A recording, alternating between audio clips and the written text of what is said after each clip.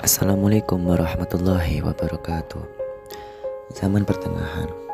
Zaman pertengahan dalam sejarah Islam dikaitkan dengan periode setelah kemunduran kekhalifahan Abbasiyah pada abad ke-9 dan berlanjut hingga kejatuhan kekhalifahan Utsmaniyah pada abad ke-20. Periode ini ditandai dengan perpecahan politik dan kekhalifahan yang melemah, serta munculnya kesultanan-kesultanan regional dan kekuatan lokal.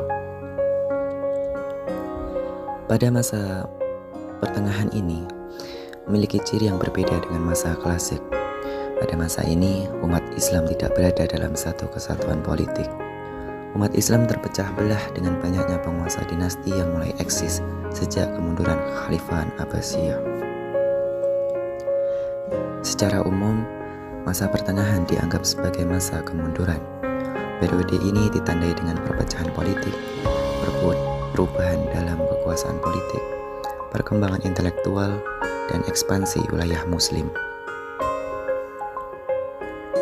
Di masa pertengahan, dalam periodisasi Islam merujuk pada masa eksistensi tiga kerajaan besar, yakni Kerajaan Utsmani di Turki, Kerajaan Safawi di Persia, dan Kerajaan Mughal di India.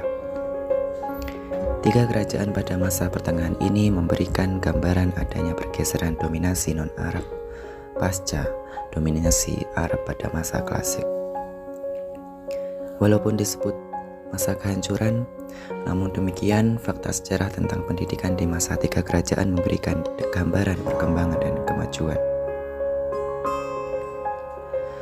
Seperti halnya pada masa Turki Utsmani. Kesuksesan yang diraih pada masa Turki Utsmani yaitu mendorong madrasah mempelajari beragam ilmu pengetahuan. Lembaga pendidikan banyak muncul selama berlangsungnya pemerintahan Kerajaan Utsmani. Selanjutnya, mereka memperluas wilayah kekuasaan mereka dan mengembangkan seni arsitektur Islam. Dalam pengembangan seni arsitektur Islam, mereka cukup menonjol, yaitu dapat membangun bangunan masjid yang indah, seperti halnya Hagia Sophia, masjid yang terkenal karena keindahan kaligrafinya yang asalnya adalah gereja Kristen. Pada Kerajaan Safawi, stabilitas politik Kerajaan Safawi pada masa Abbas I memicu perkembangan perekonomian Safawi. Selain itu, dalam sejarah Islam, bangsa Persia dikenal sebagai bangsa yang beradaban tinggi dan berjasa mengembangkan ilmu pengetahuan. Keadaan pendidikan pada Kerajaan Safawi ditunjukkan dengan adanya atmosfer akademik yang kental. Di antaranya ditunjukkan dengan adanya toleransi dan kebebasan berpendapat. Pada bidang pembangunan fisik, yakni dibangunnya Isfahan sebagai ibu kota kerajaan, menjadi sangat indah karena adanya taman-taman wisata yang sangat menarik. Di Kerajaan Mughal sendiri, Kerajaan Mughal memiliki keunggulan di bidang seni, yakni karya seni yang menonjol adalah karya sastra gubahan penyair istana, karya arsitektur yang indah dan mengagumkan. Salah satu hal yang terkenal ialah Taj Mahal di Agra. Di Kerajaan Mughal, pendidikan memperoleh perhatian yang cukup besar. Pihak kerajaan mendorong masjid sebagai tempat belajar agama bagi masyarakat selain tempat ibadah. Di masjid-masjid telah disediakan ulama yang akan memberikan pengajaran berbagai cabang ilmu agama. Bahkan di masjid juga telah disediakan ruangan khusus bagi para pelajar yang ingin tinggal di masjid selama mengikuti pendidikan agama. Kendati demikian, setiap masa pasti akan ada akhirnya.